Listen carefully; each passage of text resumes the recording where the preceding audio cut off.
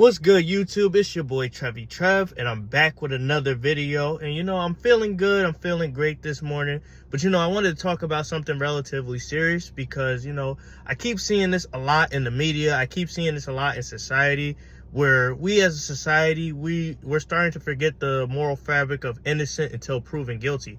Because so constantly in the world right now, I see a lot of people being accused of things and people being labeled as guilty before any of the evidence comes out, before any of the facts come out, and it just tarnishes their reputation. And it's just bad, because it's bad when you see this type of stuff, because it sets a precedent for bad shit. Because it's crazy when every time I open up Twitter or I turn on the TV to watch something, that I see someone getting accused for something. Like, it's crazy to see in the news. You see Jonathan Majors in the news for assault, or you see McGregor in the news for assault, or you see Matt Ariza, the Buffalo Bills punter, he's in the news for assault and getting lied on.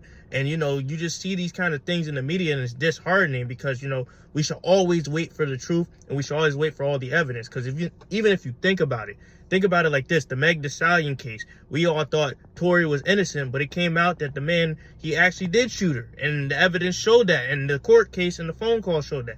But, everybody, they got their pitchforks ready to cancel Meg or ready to cancel Tory, and shit didn't even finish. But, we always should wait for the truth, because, we never know how things may play out, and our personal bias may affect the decisions in the world and what's going on. And then when we're wrong, we look like jackasses. We look like jackasses who jumped the gun and we didn't know what the hell we were talking about. So I wanted to discuss that, because it's like, we see all of these cases and we see all of these situations, but the thing we don't ask is, how did it get to this point? How did these people get here, and basically, why didn't they make a better decision? And so often than not, we as a society, we demonize people when we should have some more empathy for them, and we should have some more kindness, and we also should promote shame again. We also should promote doing the right thing, because a lot of people, they don't do the right thing, and they don't care about the truth. They just care about the stories, and they care about sensationalizing everything. And I'm not a super red pill guy, but some of the things Andrew Tate says is true. It's facts. It's facts. And then even with his case, I didn't really want to go into his case.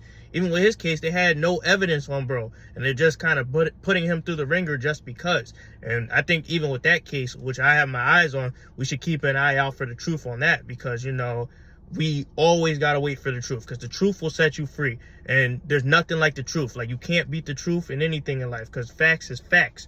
We say that a lot in New Jersey. We say facts a lot because it's truth. What's going on is true. So, I agree with it. It's true. And you always want to be a truth seeker in life, and you always want to be a free thinker. But I'm just saying that to say this, don't judge a case before the evidence comes out, because you can end up looking stupid.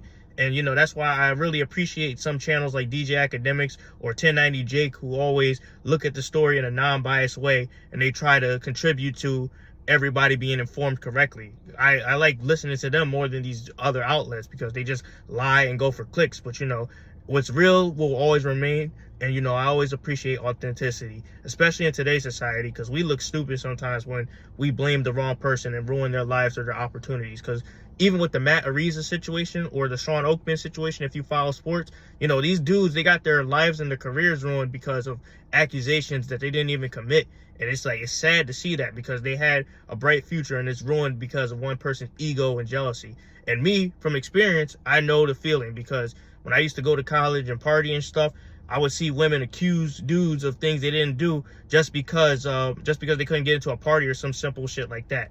But also, I've seen dudes do some creepy stuff around women, and I've seen this stuff in action. So I got like a more gray kind of personality about these things, because I've seen these things, and it's nightmares for both women and men. So I can understand the feeling, because at one time I had to stop a guy from getting too sick and handsy with a woman, and that shit is gross. And like, women, when I saw them lie on this dude just because they didn't want to get into a fucking party, I got mad, because I was like, yo, he ain't do that shit. He ain't deserve that just because he didn't want you in a party. Like, that shit is whack.